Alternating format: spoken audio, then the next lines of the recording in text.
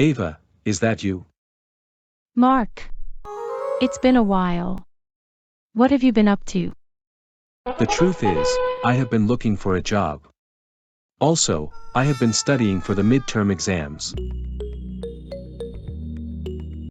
Do you study hard for the midterm exams? You know I'm behind in my studies, so I must bury myself in my books to get good marks in exams. Because you usually play truant and don't do your assignment before the deadline. Yeah, but you are the opposite, always being a good student and keeping up with your studies. When do you attend classes, Ava? 3 times a week. On Mondays, Thursdays, and Fridays. You. On Mondays and Saturdays. So, we can meet each other on Mondays. That would be great. What do you do after class? I don't have enough energy to do much, especially outdoor activities. I stay in, relax on the sofa for a couple of hours, and then start studying. And you?